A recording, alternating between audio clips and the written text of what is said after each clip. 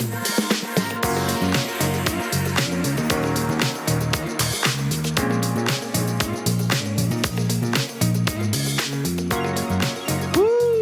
I'm going to tell you what, we have had a great service so far, amen? Yeah, gosh, so good. Hey, it's summer at Cathedral, and it is summer outside. The weather has verified we are indeed. Anybody else think it was July? Like, man, Friday, yesterday, I'm like, no, this is June. This is the first part of June. But it is summertime, great time to go to the beach, so hope you're making the most of that. Megan did an awesome job last week of kicking off our summer series, and today, man, you guys, y'all don't even know. Like, and here, everybody in the room, everybody online, I'm telling you, I sat through the 9 o'clock service, and you don't even know what you are in store for right now. You know, Hollywood has power couples, right? Yeah, everybody knows the power. Well, you know what? Cathedral has power couples. But ours doesn't have anything to do with the Hollywood type thing, right? Ours is for a different reason. So I want you to welcome to the stage one of our power couples, Bo and Alyce Reeves. Give them a hand as they're walking up. So, you know, normally we would do an introduction and then have them come up to applause, but I wanted them to be up here when I read their introduction because it's just so rich. And I want them to get the recognition just for a life that has been lived so well. So let me give you their introduction, okay? Bo and Alyce grew up in Charleston, met in the church nursery. Come on, y'all. I mean, I thought I was doing good marrying my high school sweetheart. They met in the nursery, and then they became high school sweethearts, and then they were married after college. They have 2 children and 6 grandchildren. They've been a member of Cathedral for 29 years. Yes.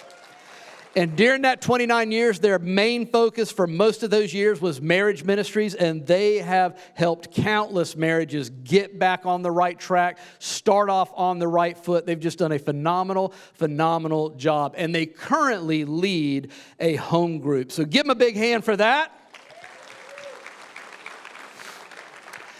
But here's what we thought would be fun. That's the official introduction. We were like, hey, what if Alyce wrote an introduction for Bo, and Bo wrote an introduction for Alyce, and so we asked them to do that and not share it with each other. Now, full disclosure, they got to hear their introductions at 9 o'clock. But I don't think either one of them have any objections at all to hearing it again this service. So we'll go first with Alyce introducing Bo.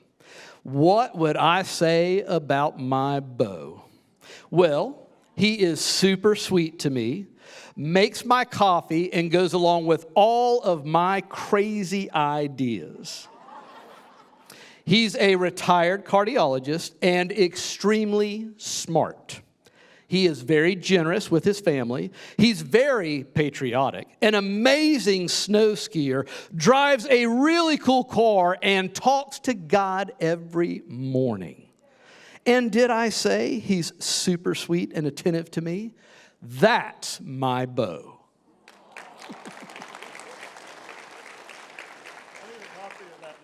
Yeah, Bo would like for me to make copies of that so he can take that home and remind Alyce during those special conversations that they have around the dinner table. All right, so here is Bo's introduction of Alyce. Alyce and I have known each other since childhood, and one of the things that attracted me to her is that she wants life to be fun. She's always planning a party, and she wants everyone there, whether it's just the 2 of us or more, to have a good time. She is the painter in Cody Johnson's song, "My Life Was Black and White, but She's the Painter." I love her spirit, and I love the Holy Spirit in her. She is overwhelmingly devoted to God and His Word. Another thing about Alyce is her honesty, which strengthens any relationship with her. She is the real deal, and you can believe everything she says.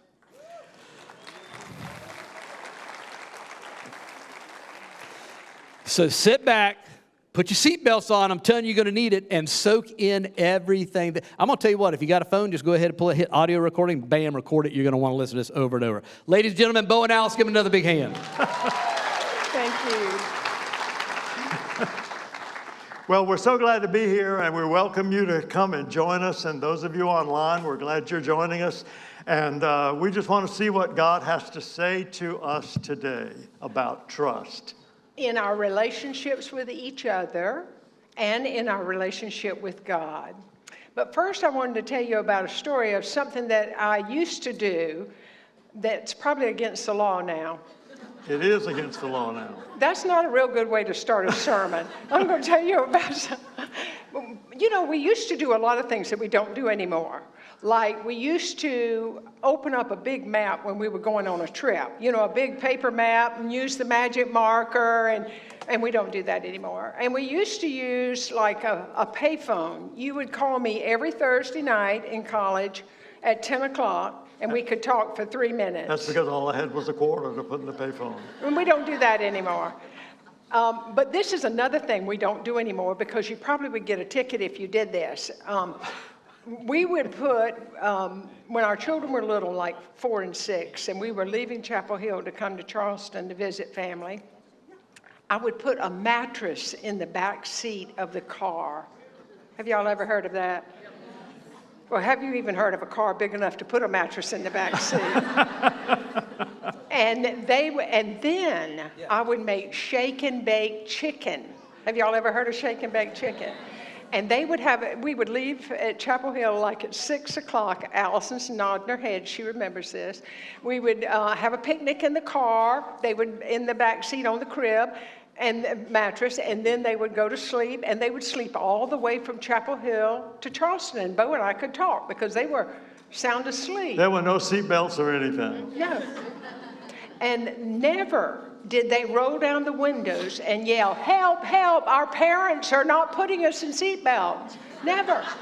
And never did they feel afraid that we were hurting them or breaking the law, because you see, they lived in trust.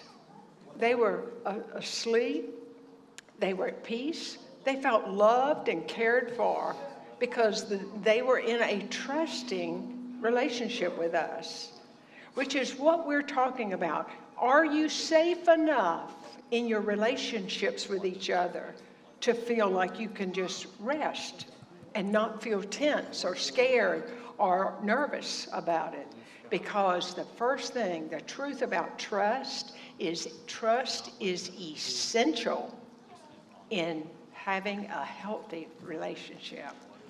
In Psalms 40 is a wonderful psalm, but verse 4 says, "Blessed is the man who makes the Lord his trust." So if you want to get blessed, start trusting.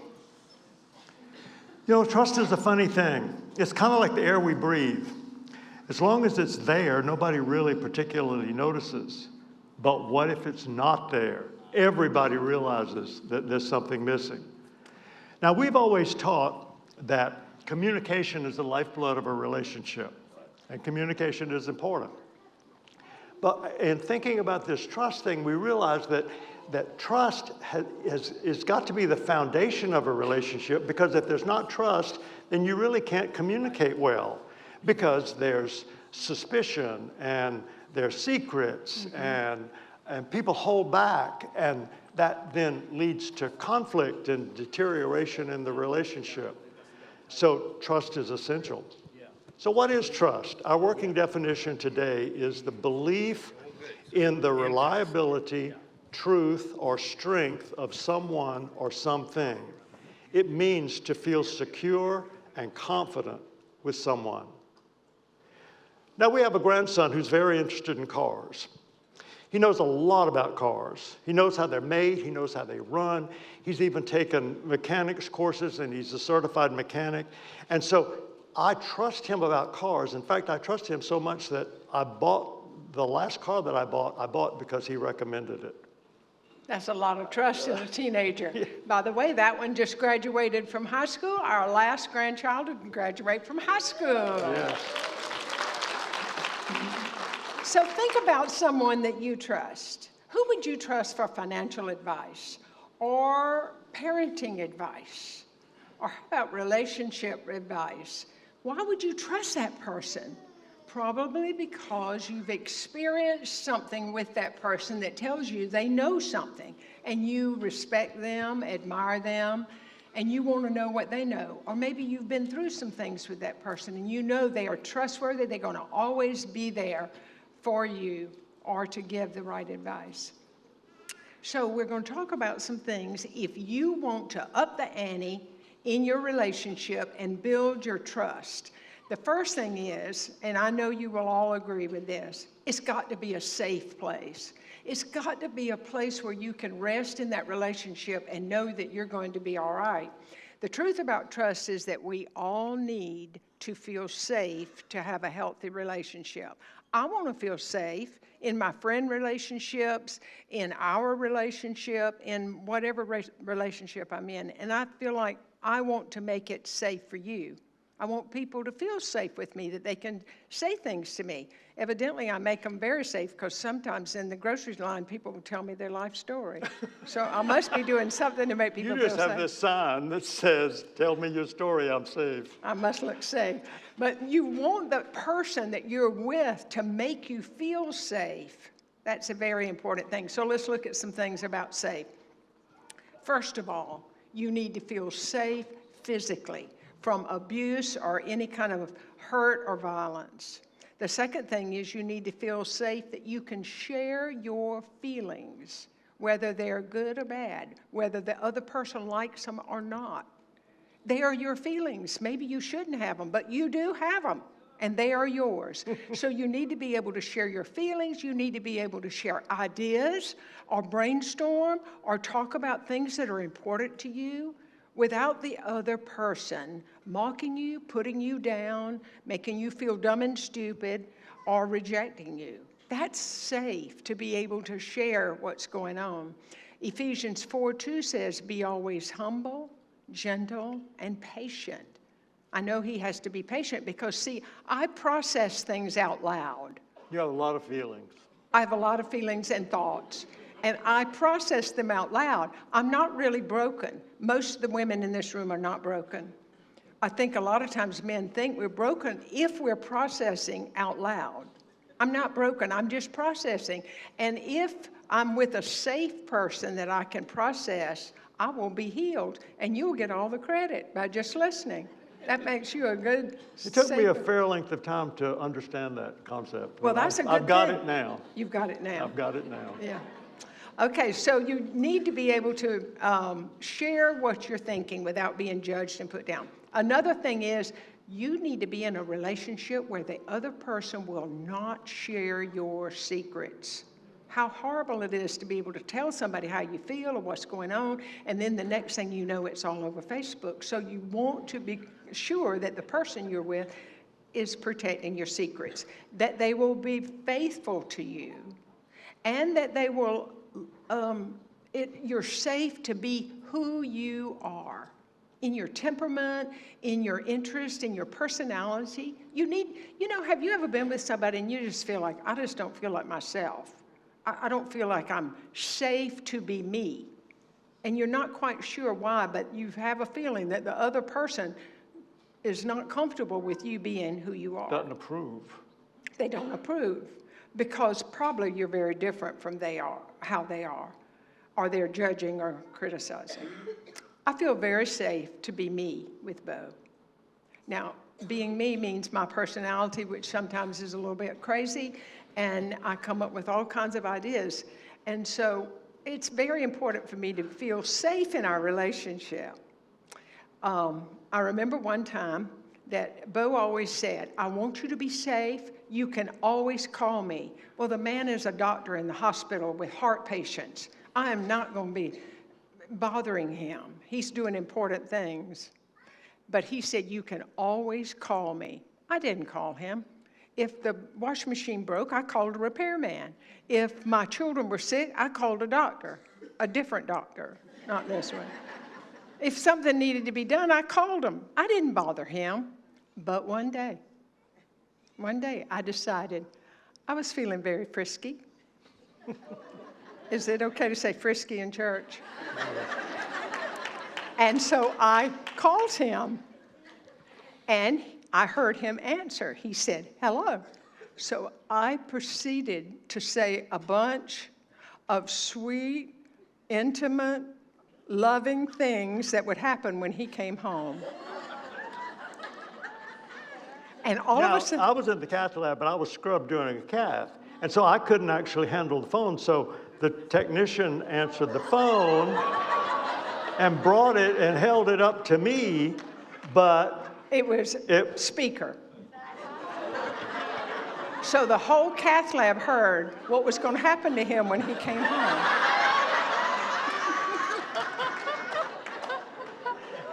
well, they found out some things about me that they never knew before. Let's put it that way. Okay, so be safe. It's important to feel safe in your relationship. Right. I haven't done that since then. I just want, in case y'all were wondering. Another important thing about Another important thing about being safe in a relationship is being a trustworthy person. We all want to be trusted. We all want to be trustworthy, but that's not something that we're born with. I turned too many pages. There we go. But if a trustworthy person speaks the truth, and they're honest, but not brutally honest, because Ephesians 4:15 says, we will speak the truth in love, growing in every way more and more like Christ. So speaking the truth in love means not being brutally honest. Also, we keep our word. A trustworthy person keeps his word and is responsible. If it says they're going to do something, they do something. If they can't, everybody in the world's got a cell phone, so you can always communicate like, I can't get there or something like that. But keep your word and be honest. But what about those situations where trust is broken? Sometimes trust is broken in little things, but sometimes it's in big things. And when trust is broken, the relationship obviously deteriorates because there's pain and there's anger, there's separation.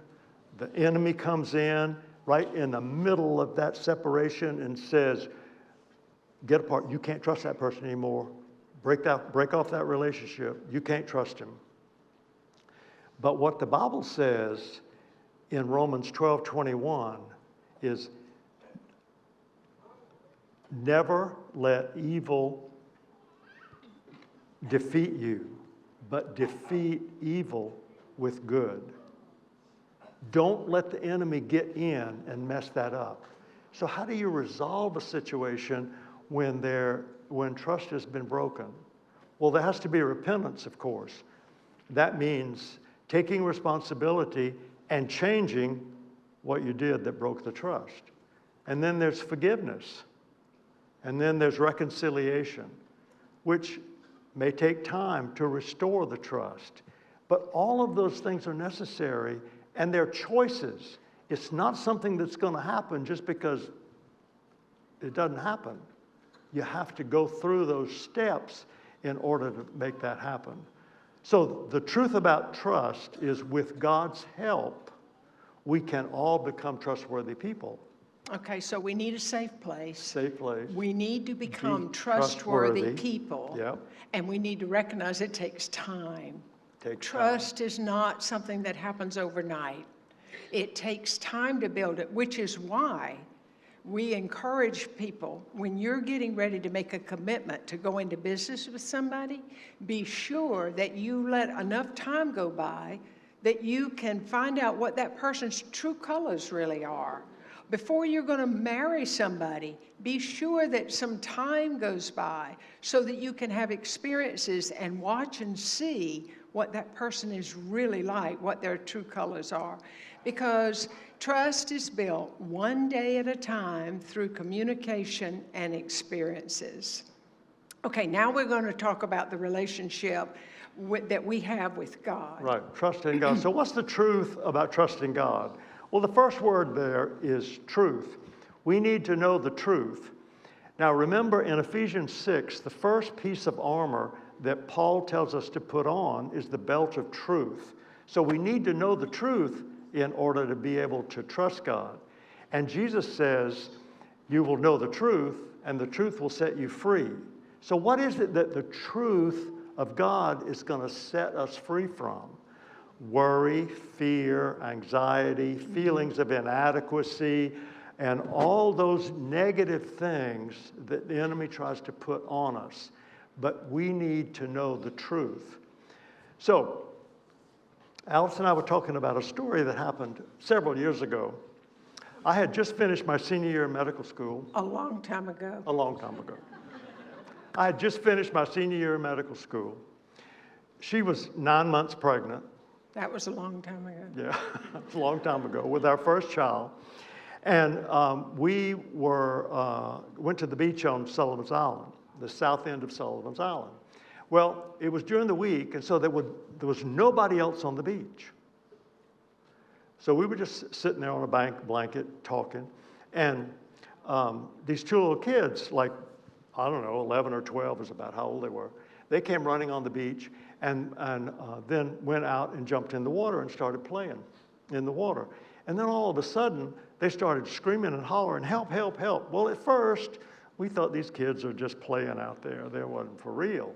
But lo and behold, it turned out that they really were over their heads and couldn't swim, apparently. So I looked around. Well, there was nobody else on the beach but me and a pregnant woman. And so I figured, the job is yours, Bo. Go. So I'm a swimmer, but I never took any rescue courses. So I went out there and I grabbed the first kid and was able to pick him up and throw him back to where the water was more shallow. The other one was further out. Now, off the coast of Sullivan's Island, there's a lot of deep holes. There's a drop off and a lot of deep holes. And they were in this guy was in one of these holes. So I went out there further to try to get him, and then I was in the hole. I thought, oh, Lord, what am I going to do? So anyway, and of course, you know how when people are drowning, they're struggling and they're fighting. So he's fighting me, and I'm trying to drag him in, and he's pulling me under. And finally, I got him and threw him up on the beach. And the two of them ran off, and we've never heard from them since. But we were talking about that story. Yeah. How many times we are the two boys out in the water?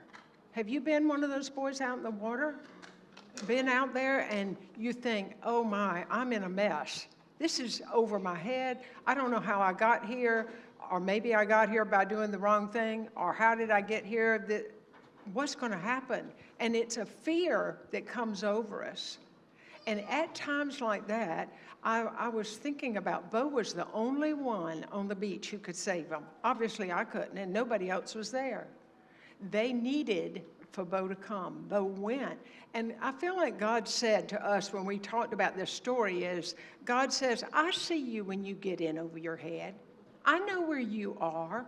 I know when you're out there in the deep, and I will come running when you holler. When you cry out to him, he's coming. And sometimes he gets one of us and just throws us in. It's a quick rescue. Sometimes God comes and rescues you quickly and throws you back into a place where you can stand up. But sometimes the fear, because you've been there for a while, and that boy was bobbing up and down, going under. And sometimes it makes you think, okay, this is the end. I'm going under this time. And God says, no, I heard your cry, and I'm reaching out. Just let me have you. And we talked about, why do we fight and struggle when God says, I can get you to a safe place. Stop struggling and let me grab you and get you back. And that story has stuck in our heads all these years. We've wondered where those boys are and if they're men thinking, oh, thank you, God, that you rescued me. Or do they even think about it? Do you think about those things of times when God rescued you? Don't forget them. No. Talk about them. So in our relationship with God, one of the things I want to say to you today, that we want to say, is pray and cry it out. Now, you can pray sweetly and nice, and that works. But sometimes you've just got to cry it out. You just got to let it all out. Tell God every bad thing, how you feel, what's upsetting you, what you're afraid of. He doesn't get upset by it. It's not a surprise to him. In fact, it's loving for him, for us to be so dependent and feel so safe that we can tell God how we feel because he's actually listening. There's a story in the Bible about a woman, we talked about her in church a few weeks ago. Her name is Hannah, and she couldn't have children, and she was very upset about it. She went to, one of the things when she couldn't have children that she kept doing, I want you to notice this.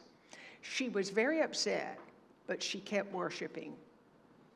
See, sometimes when we're upset and God's not doing what we want, we just think, well, fine.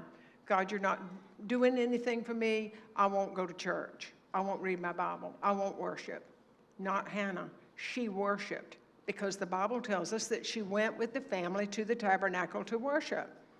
In other words, she went to church, whether she felt like it or not. And when she got there, she fell down before God and she worshiped and cried out. She cried out how upset she was. And the priest came and let her know that God had heard her prayer, and that actually the priest even said, God's going to answer your prayer next year. God doesn't usually give me a time. Maybe he gives you a time and says in 3 days or 6 months, but usually he tells me, you just trust me, little girl. But he did tell Hannah that next year you would have your request. So you know what Hannah did? The Bible tells us she changed her attitude, stopped by the store and bought something cute, and went home and did her homework. Sometimes you've got to trust and obey. Trust and obey. And that's exactly what Hannah did. Now, Hannah's not going to forget that because the next year she had Samuel, who was a wonderful prophet, loved the Lord. He led lots of people to worship and love the Lord. But Hannah's not going to forget that anytime soon. How about you? Do you forget what God has done? I want to remember what God's done. I want my children to remember what I've done for them. I want Bo to remember what I've done for him. We want to be remembered because it builds trust.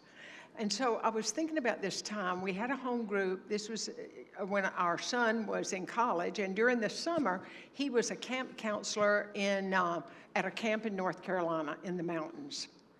And at the home group, Bo said, everybody get a prayer partner and pray. So I got my prayer partner. I told her, I said, I want to pray for my son. She said, well, what's going on with him? I said, nothing.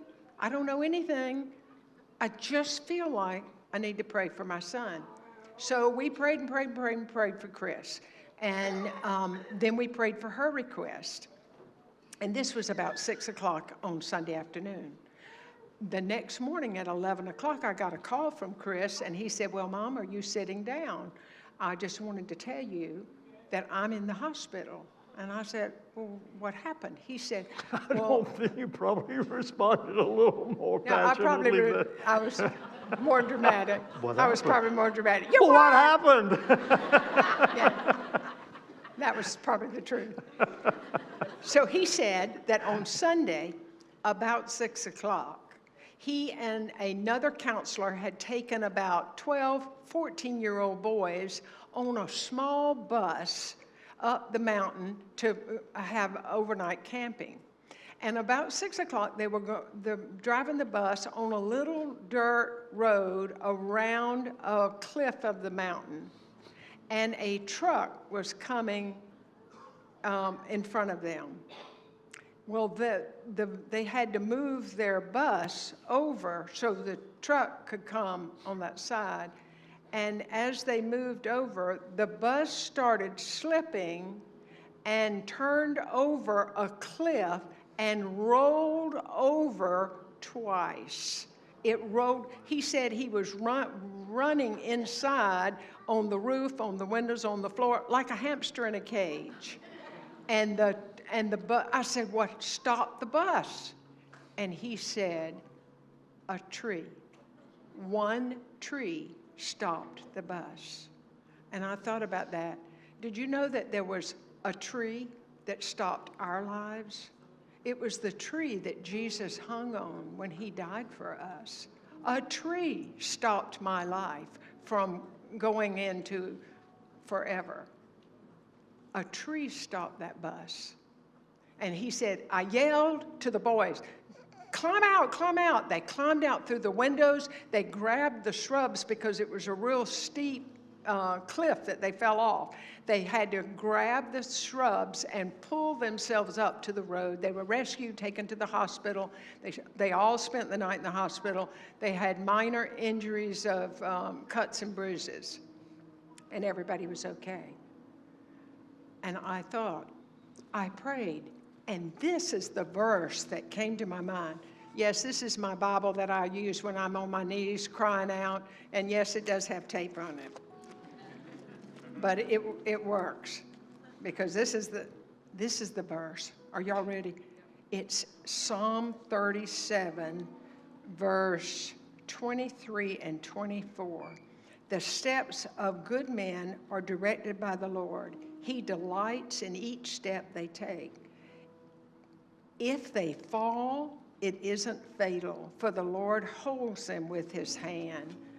And I just thought, I never want to forget that. I have July 23rd, and I have Chris's name written there.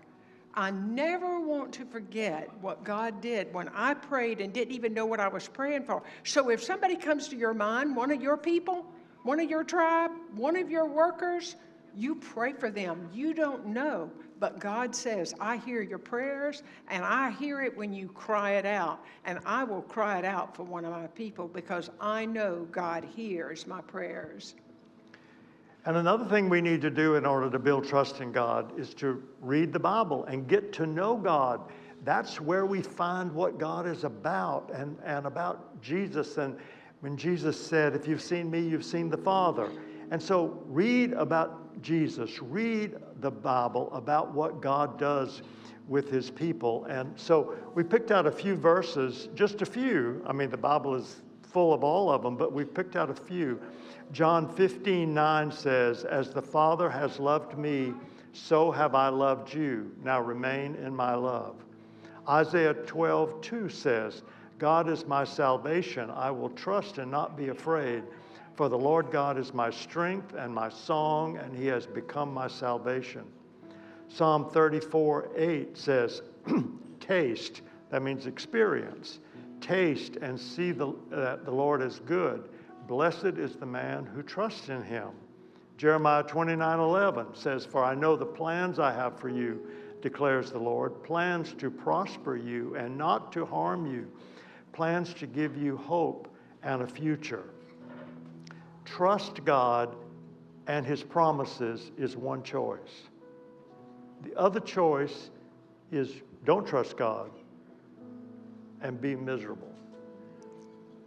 Proverbs 3, 5, and 6 says, trust in the Lord with all your heart and lean not on your own understanding.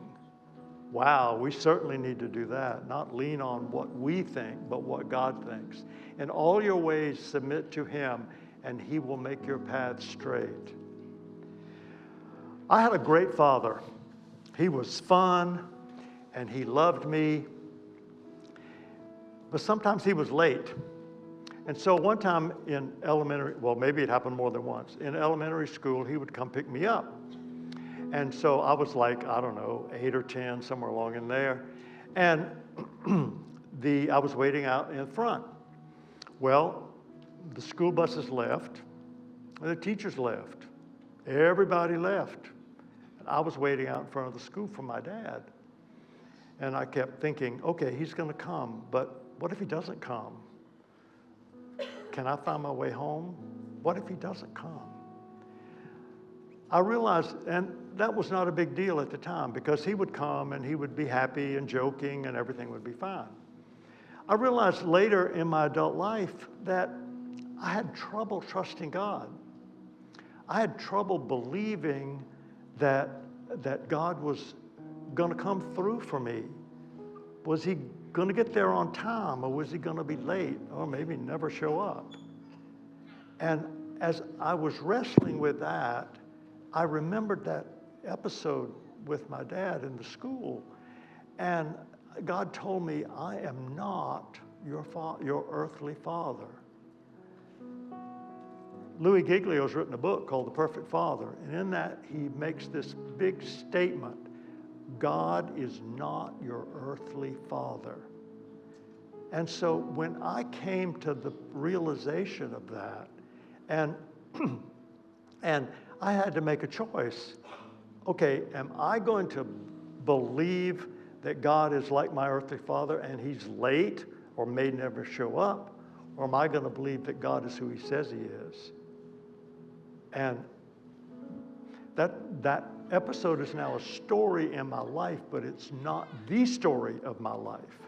The story of my life is that God is there, and I trust him. So choose to believe that God is who he says he is. Sometimes we have to learn how to wait. I think trusting God is not always as easy as just, oh, you need to just trust God. It's not always that easy. Right. It's not. Some temperaments, don't you think, find it easier to trust people and to trust God? Right. I know that sometimes when I'm struggling with trusting God, I just have to stop what I'm doing and just say out loud, I trust you, God, I trust you, God, I trust you, God, I trust you, God. I'm doing two things. I'm putting those words into the atmosphere, and those words have life. And I'm also convincing myself that I trust God. And so I want to encourage you to do that when and I know in a crowd like this, there are some people that have some issues that you're having trouble trusting God about. But you've got to trust him, because the alternative isn't going to work. That's good. That's good. It's really changed your life. Right. And you're a cautious person who maybe wouldn't trust easily. Right. I don't trust a whole lot of people. But it's good to know that God is trustworthy and he's never going to let you down, and he's going to always come. Right. He's going to always come at the right time. Right.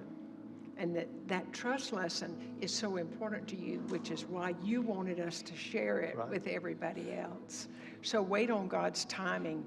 There's a story in the book of Luke that I love. It's one of my most favorite stories. Well, I have lots of favorite stories, but this is one of the ones that's meant so much in my life.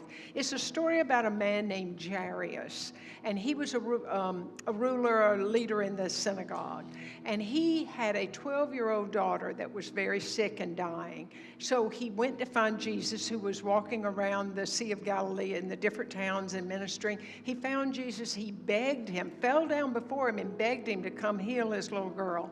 It's amazing what a man will do for his daughter, isn't it? Of how much he loves his daughter. I'm thinking about you, but I'm also thinking that as we are sons and daughters of God, what he will do for us. Right. Anyway, Jairus found Jesus. He begged him to come. He didn't just want him to say it. He wanted him to come home and heal his little girl that was sick. And Jesus said, sure, I'll come. So he starts on the way. And on the way there, a woman falls down behind Jesus and touches, or I don't know if she fell, but she touched the hem of Jesus's robe. Now, this woman was not 12 years old, but she had been bleeding for 12 years. And she touched Jesus's robe, and immediately she was healed, and immediately Jesus knew he is God.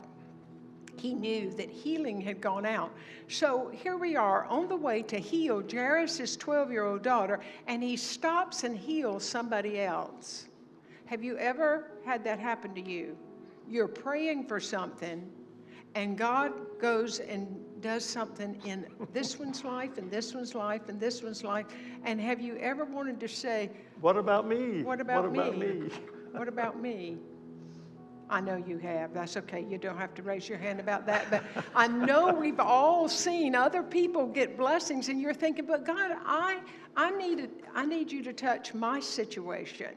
And so he stops and has this major conversation with the woman and with the people there, and then he leaves, and he's on the way back to the little girl's house.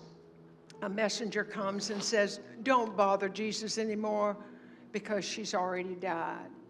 And at that point, Jesus told them, he said, "Don't be afraid, just believe and she'll be healed."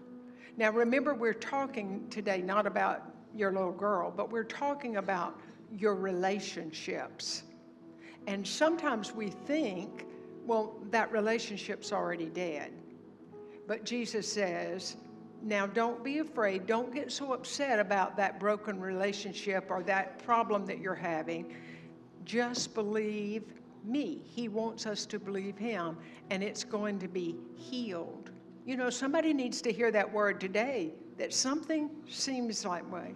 So anyway, he gets onto the house, and the people are mourning and crying, and he tells them to, because they all think that she's dead, like your relationship is dead, not going anywhere, or you don't have a relationship and it feels dead.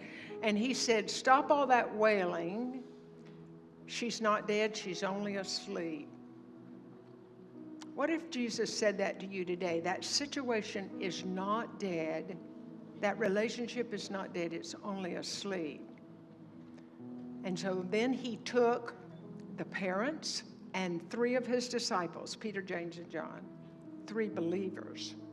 When God's going to do something really important like that, he doesn't do it out in front of everybody. Sometimes he does it in private. So he took the parents and the 3 disciples, and he went in. And I love this part. He went over to the little girl who's supposedly everybody thinks she's dead. He touched her by the hand, and he said, "Get up, little girl. Get up." She got up, stood to her feet, and then Jesus did a wonderful thing. He said, "Give her something to eat." If you've ever been around me and anything's wrong, I usually will say, "You just need something to eat." And see, I got it from Jesus because he thinks so. I love it that he said, "Give her something to eat." What I want you to remember is that in that relationship where it seems like something is not working right, today God is saying to you, it's only asleep. Let me touch it. He touched that little girl. So call out and say, "Come touch it. Come touch my relationship." And I will listen to what you say. It's only asleep. Who is that for? It's for somebody today.